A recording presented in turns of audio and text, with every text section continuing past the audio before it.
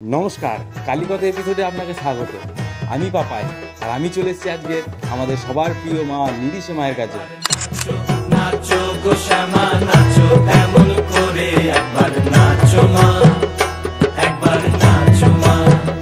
তো চলুন আর বেশি দেরি না করে মায়ের সম্পর্কে কিছু কথা জেনে নেওয়া যাক, কারণ এখানে পুরোহিত মশাই কিন্তু বসেই আছেন। তো বন্ধুরা, আমি এখন বসে আছি মায়ের সামনেই, আর মায়ের সম্পর্কে কিছু জেনে নেওয়া যাক আমাদের দেবাংশী মশাইয়ের কাছ থেকে। নমস্কার, ভালো আছেন? হ্যাঁ, ভালো আছি।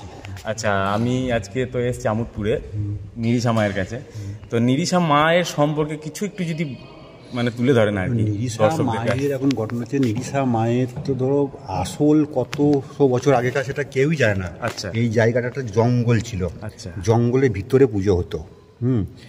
তারপর এক সন্ন্যাসী এই পুজোটা করতেন আর কি। হ্যাঁ, তারপর সেই সন্ন্যাসী তো কোনো ছেলে পেলে ছিল না। তারপর সে তোমার একটা ডম্বুর ব্যানার্জি বলে একজনকে দায়িত্ব দিয়েছিল, এবং সেও বেশি দিন এই পুজোটা করতে পারেনি।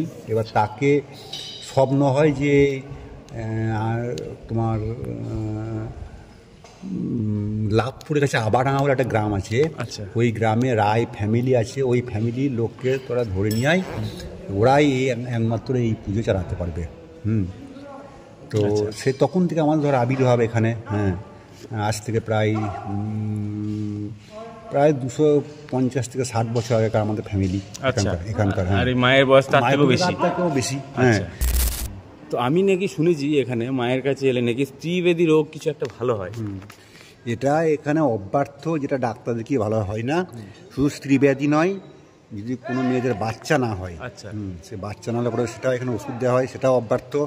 আর ছেলেদের তোমার ধাতুর যদি কোনো গণ্ডগোল থাকে, সেটাও এখানে অব্যর্থ, ওষুধ দেওয়া যায়। হ্যাঁ, স্ত্রীব্যাধি তো অব্যর্থ বটেই, প্লাস বাচ্চা না হলে পরে সেটাও এখানে ওষুধ দেওয়া হয়, সেটাও অব্যর্থ। এবং এবার শুধু পশ্চিমবাংলা নয়, পশ্চিমবাংলা, বিহার, ঝাড়খণ্ড, ভারতবর্ষের যে কোনো কোন থেকে আসতে পারে লোক এখানে আসে। আচ্ছা।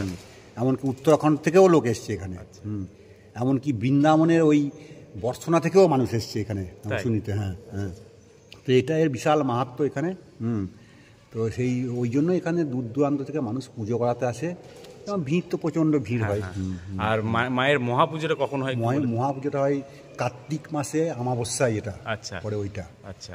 আর মায়ের কাছে আসতে গেলে ধরুন যারা কলকাতা থেকে বা বাইরে থেকে আসবে, তারা কি করে আসবে?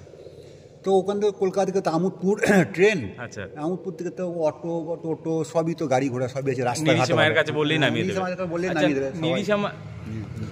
নিরিশা মায়ের নামটা কিসে থেকে মানে সৃষ্টি হয়েছে? মানে জায়গাটার নাম নিরিশা, না মায়ের নামই নিরিশা মা? না, জায়গাটার নাম নিরিশা। আচ্ছা, জায়গাটার নাম নিরিশা আর মায়ের নাম নিরিশা মা। আচ্ছা। তো দেবাংশীর কাছে নিশ্চয়ই আপনারা শুনতে পেয়েছেন যে এখানে পুরুষ মানে স্ত্রীব্যাধি রোগের চিকিৎসা হয়, এবং যে মেয়েদের বাচ্চা হওয়ার সমস্যা, তারাও আসতে পারেন মায়ের কাছে। তারা এলে পরে তাদেরও হয়তো মায়ের আশীর্বাদে তারাও হয়তো বাচ্চা পেতে পারে। এবং পুরুষ মানুষদের যে গুপ্ত রোগের ব্যাপারটা আছে, সেটাও নাকি মায়ের কাছে সুস্থ হয়। আচ্ছা, আমি শুনেছি নাকি মায়ের একটা নিজস্ব পুকুর আছে। পুকুর আছে এখানে। ওটা মায়ের কুণ্ডু, ওখান থেকে মায়ের ঘট ভরা হয়। আচ্ছা। এবং মায়ের বিসর্জন ওখানে, নিরঞ্জন ওখানেই করা হয়। আচ্ছা। ওই পুকুরে নাকি চান করলে নাকি শুনেছি মায়েদের রোগ ভালো হয়ে যায়। এরকম পুকুরে চান করে এখানে পুজো দেয় মানুষ, ভক্তরা। ওই পুকুরে চান পান করে এখানে পুজো দেয়। আচ্ছা। ম্যাক্সিমাম মানে ভক্ত এখানে ওইভাবে চান করে পুজো দেয়। হ্যাঁ। আর এখানে তো স্ত্রীব্যাধির জন্য ওষুধ দেওয়া হয়, বাচ্চা না হওয়ার জন্য ওষুধ দেওয়া হয়। এবার সেটা স্বপ্নের ওষুধ, স্বপ্ন দেওয়া ওষুধ, মানে মায়ের স্বপ্নে দেওয়া ওষুধ। আচ্ছা। ওটা যুগ যুগান্ত ধরে চলে আসছে। আচ্ছা, মানে ওটা কারো কোনো মন গড়া কোনো বিষয় নয়, আর কি। ওটা স্বপ্ন ওষুধ, মানে সেই তান্ত্রিক বা এসব মন গড়া। হ্যাঁ, এখানে তান্ত্রিকের কোনো গল্প নয়, যা হয় মায়ের পুষ্প দিয়ে হয়। পুষ্প না, শুধু না, ওষুধ দেওয়া হয়। আচ্ছা। ওষুধ দেওয়া হয় মায়ের, স্বপ্নের ওষুধ মায়ের। হ্যাঁ, এবং সেটা স্ত্রীব্যাধি অব্যর্থ, যদি সে ঠিকঠাক নিয়ম করে সেটা খায়, এবং সেক্ষেত্রে স্ত্রীব্যাধি অব্যর্থ, যেটা সুস্থ হবেই। আচ্ছা। তো শুনতে পাচ্ছেন বন্ধুরা, মায়েরা যদি, মায়েদের কোনো যদি গুপ্ত রোগ থাকে, এখানে অবশ্যই আসুন। আশা করি দেবাংশী মশাই বলছেন সে সুস্থ হবেই।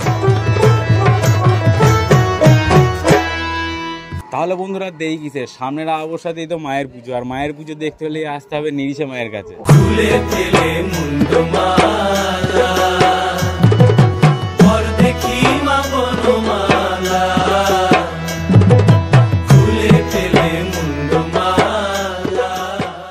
আজকের ভিডিও এখানেই শেষ করলাম, দেখা হবে নতুন কোনো জায়গা থেকে নতুন কোনো এপিসোডে।